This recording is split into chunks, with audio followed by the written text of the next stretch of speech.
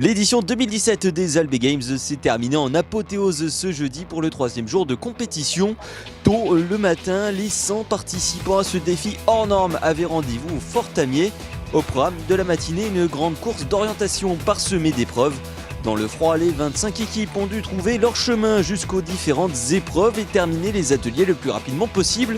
Parmi les ateliers de l'escalade, un labyrinthe au fil d'Ariane, plusieurs épreuves d'objets cachés dans l'obscurité, des épreuves alliant adresse, équilibre et cohésion de groupe. Des qualités, il fallait que les participants en aient beaucoup pour réussir les différents ateliers. Les qualités requises donc pour ce matin, déjà il fallait être un bon orienteur. Ensuite il ne fallait pas avoir le vertige parce qu'il y avait un parcours aventure à réaliser. Mis à part que c'était quand même un parcours d'initiation, donc c'était un parcours qui n'était pas très difficile. Donc l'idée c'était de découvrir un petit peu les différents parcours acrobranches qui sont proposés sur le parc à Tamier. Ensuite, il y avait des épreuves d'adresse, des épreuves d'agilité, il y avait de la stratégie aussi, parce qu'il n'y avait que quelques concurrents qui participaient du coup aux épreuves. Après, il fallait qu'ils choisissent, qu'ils déterminent celui qui était le plus approprié pour ce genre, pour le thème de l'épreuve. Les adolescents n'ont même pas eu le temps de se reposer qu'il était déjà temps de rejoindre le stade Henri Dujol pour une nouvelle épreuve. Et cette fois, c'est sur un biathlon semé d'obstacles que les participants ont dû s'affronter.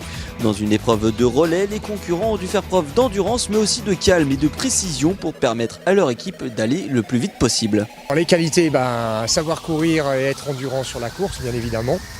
Être capable de passer les obstacles sans problème, donc un petit peu de force et un petit peu de vivacité. Et puis de la précision sur les tirs au biathlon, bien évidemment, pour arriver à atteindre la cible et pas avoir trop de pénalités à effectuer pour ne pas perdre de temps. Au final, et après 3 jours de compétition, c'est l'équipe des BACC 73 qui remporte le bouclier des Albe Games 2017. Ouais, c'était super serré avec triathlon parce que hier on était déjà serré et puis ils avaient encore leur joker, du coup on pensait pas vraiment être premier, mais on s'est donné à fond jusqu'au bout et la régularité a payé. Cette deuxième édition des Albe Games a été une nouvelle fois une réussite et la compétition reviendra l'année prochaine.